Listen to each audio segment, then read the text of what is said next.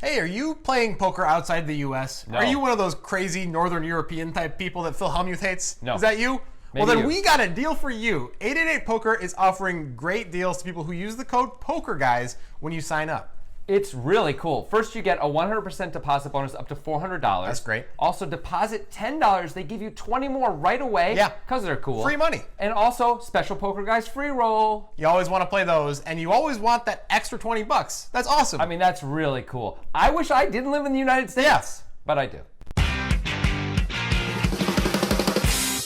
Being heads up for an EPT title is a dream of many poker players. Yeah. And that is where Martin Czuczor and Jasper Meijer find themselves in this really interesting hand. It's a great hand. The effective stack is Czuczor with 37 blinds, and we're heads up, as Grant said. First place is a whopping 700,000 euros. I would take that money and walk to the moon with it. You would walk to the moon. Or I'd dance to the moon. Some people might fly to the moon. Anyway, Just saying. this hand was suggested on Twitter by a bunch of people. Check them out here. Yep. If you have a suggestion for the breakdown, tweet it at us and include a YouTube link. As always, we're going to break this hand down as we go, so get ready for some analysis. Czuczor has ace 10. And that is a raise to 700,000. Meijer has queen jack suited. So pretty. Or might prefer it suited in hearts. More of a spades man myself. Suited hearts would be bad right now. That's a suit domination. Come on. Interesting. Meijer elects to 3-bet with this hand, 2.1 million. I would be calling this re-raise unless I knew Meijer was re-raising me a lot. Then I probably would just go all in myself. But I think at this point, calling is going to be the best play. Like 10. Czuczor will play the flop in position. No, I think a bit less than 10 behind. Sorry? I Wow. think a bit Oh less than my word, ace king 10 on the flop. The said spades one don't more matter. 8, like. Meijer flops Broadway, Eight, Czuczor 6 2 pair. 8 is good. Okay, thank you. He should bet here. There's a lot of bad cards, whether it's a queen, a jack, a spade, you know, like, he should bet. How does no Don't one have a spade here?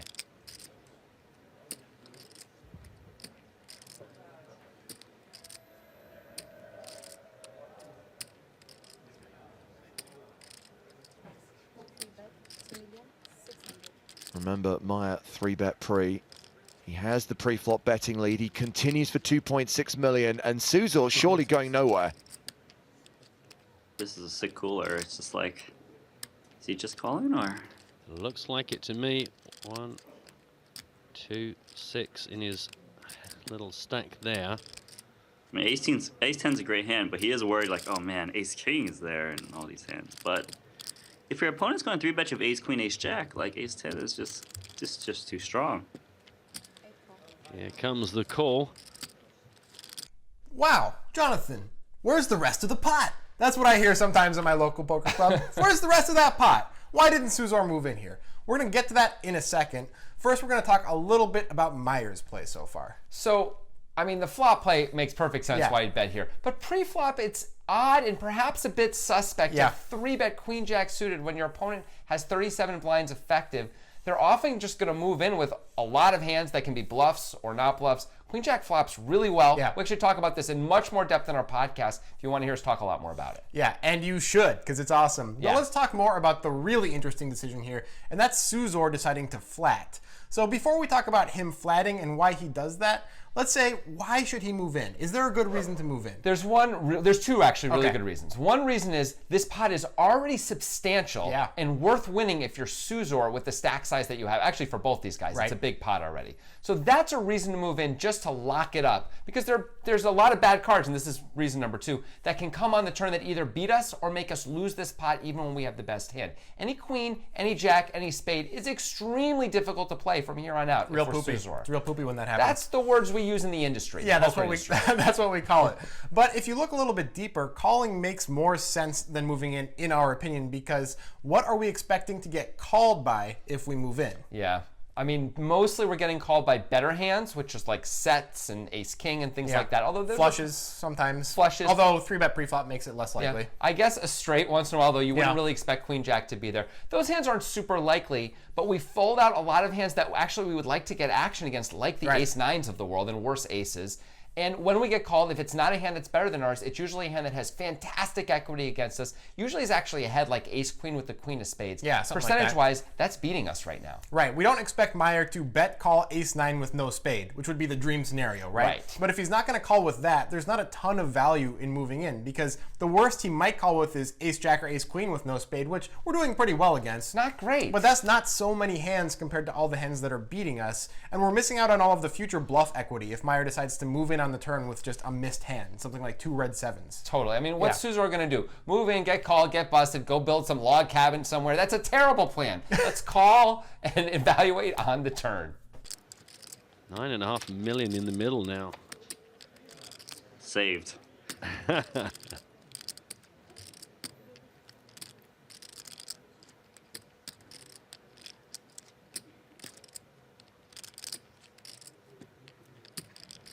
Robert Needham says this is the last hand of the EPT ever. John Delano says this is over.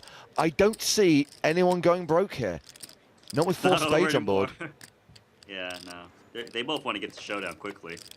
They really want to get the showdown now. Oh, I guess we are going to be singing again. That just occurred to me.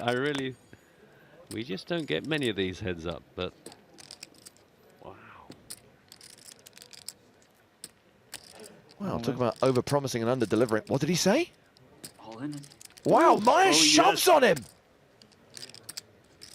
Royal flush representing? Wow, that's Maybe incredible. he thinks he has a royal flush. The red card, I guess it's kind of hard too. This is great.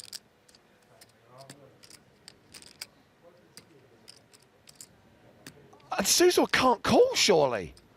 No, you can't. For your tournament life too?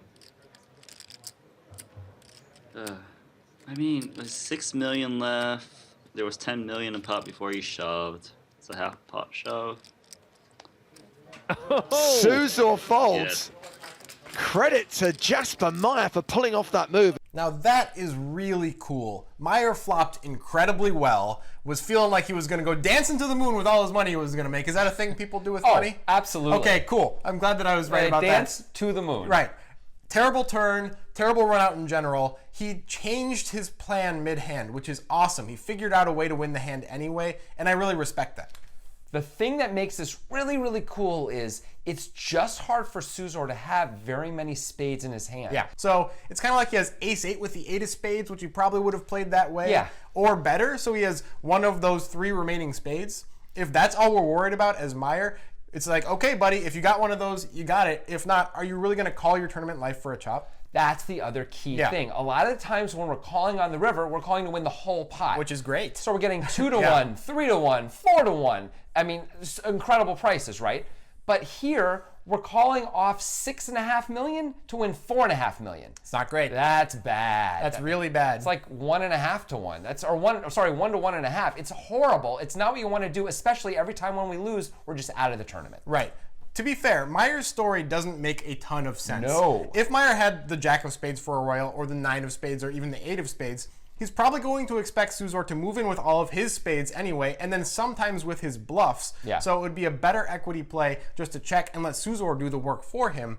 But in Meijer's mind and in ours, that doesn't really matter, because it comes down to, okay, he can have one of 3 hands, Czuczor I'm talking about here, one of those 3 spades. And if he doesn't, he just has to fold or call for a chop. Right, so we're pretty much inoculated here. Yeah. There's very few times when he can call and beat us, and if he does, he does. We can afford it, Yeah. and we can just put so much pressure on him otherwise. It's a great spot. Right, instead of chopping, we end up winning because we know our opponent can't have those hands very often. It's a cool spot. It's big stack bullying at its best. It's dancing to the moon. To the moon and then maybe to Mars, but I don't know if he won enough to get there. No.